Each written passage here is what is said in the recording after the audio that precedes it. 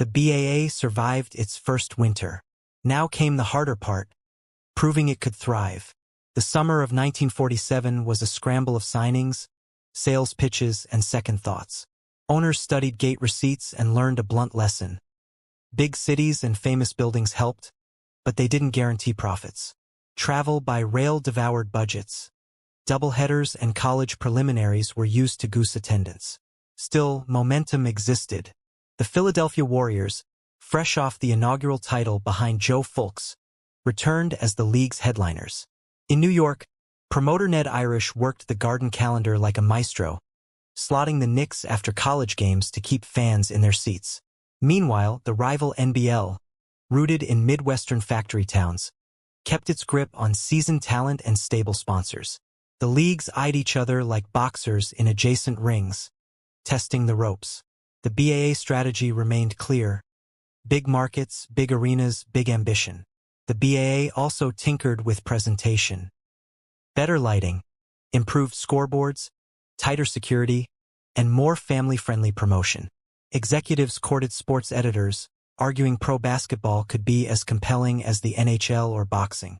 The skepticism was real, but so was the urban post-war appetite for entertainment. As camps opened, coaching emphasized quicker offense and cleaner spacing to counter the bruising, congested style that had defined 1946-47. A few teams experimented with more jump shots and early offense, hoping to inch scoring upward. The BAA needed stars, stories, and a product that felt distinct from both college ball and the NBL grind. In 1947-48, the BAA learned the difference between having teams and sustaining them. The league still listed 11 franchises, but financial fragility lingered. The Pittsburgh Ironmen, battered by low revenue and poor results, were gone after just one season. Elsewhere, ownership groups debated budgets, coaching salaries, and whether winning alone could move the turnstiles. The BAA considered markets cautiously. Should it chase new cities or fortify what it had? In the boardroom, Maurice Podoloff became the steady hand, part judge, part salesman, mediating disputes, scheduling, and refereeing standards. He pressed for consistent rule application to make the league's identity clearer to fans and columnists. The goal: recognizable, repeatable basketball. On the court, Washington Capitals coach Red Auerbach, young, demanding, and already inventive, pushed pace and pressure defense, testing whether a faster rhythm could draw crowds. In Philadelphia, Eddie Gottlieb protected his star, Joe Fulks, designing sets to spring him open for that high-arching jumper. In New York, the Knicks leaned on balance and organization. The Garden crowd liked winning but loved grit just as much. Travel remained punishing.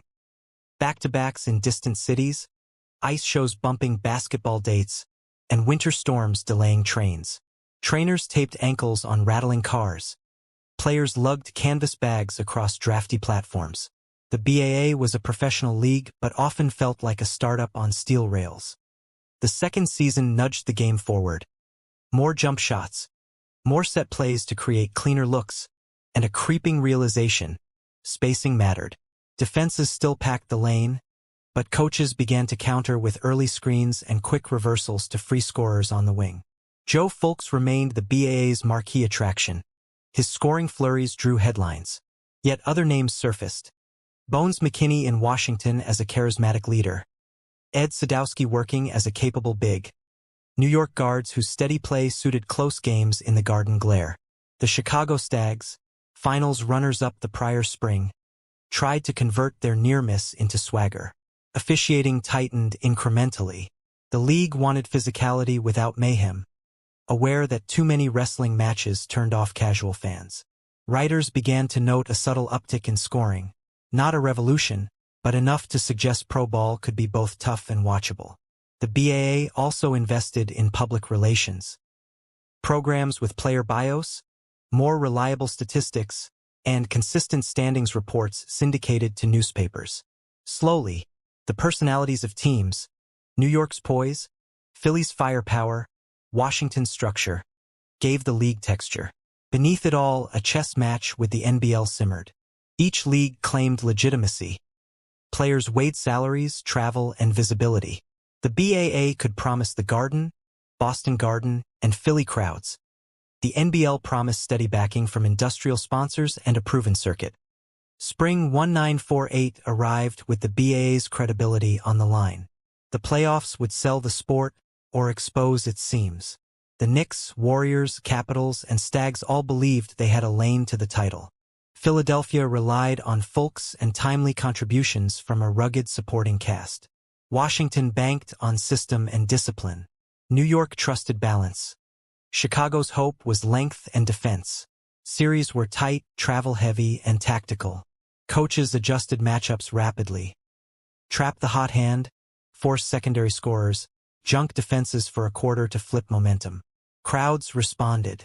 The bigger arenas buzzed. Even skeptical beat writers admitted the games had stakes and personality. The BAA didn't yet have the NBL's seniority, but it possessed something harder to measure: visibility. Newspapers in the big cities ran wire photos of packed lower bowls and late-game shot attempts. In Philadelphia, when Fulks heated up, the building rose with him. His jump shot, once an oddity, now felt like the league's signature. As the bracket narrowed, the BAA sensed a turning point. If it could deliver tight, dramatic basketball in the climactic weeks, the summer of 1948 might finally be about growth rather than survival. And in the background, rumors intensified that some NBL powers were eyeing the BAA's brighter lights. Then came a twist few had penciled in. The Baltimore Bullets, a club with NBL roots, rose to seize the BAA crown. Baltimore blended muscle and opportunism, defending with bite and attacking the glass to steal possessions. The finals weren't antiseptic. They were rugged, situational basketball. Late clock sets, foul line nerves, and coaches probing for mismatches. The Bullets' victory sent two messages at once. First, the BAA stage could mint credibility for any team that mastered playoff basketball. Second, the talent gap between the leagues was thinner than advertised. If an NBL-blooded roster could grab the BAA title, what might happen if more Midwestern powers crossed the aisle? For the BAA, Baltimore's triumph was paradoxically good news. Yes, a marquee market champion might have been cleaner for the brag reel, but a hard-edged, surprise victor gave the league authenticity. This was real competition, not scripted spectacle. Fans who had tasted a thrilling spring would remember the atmosphere and return in the fall. For the players, the Bullets' run reinforced a basic truth: toughness, execution, and depth travel well, by train or otherwise.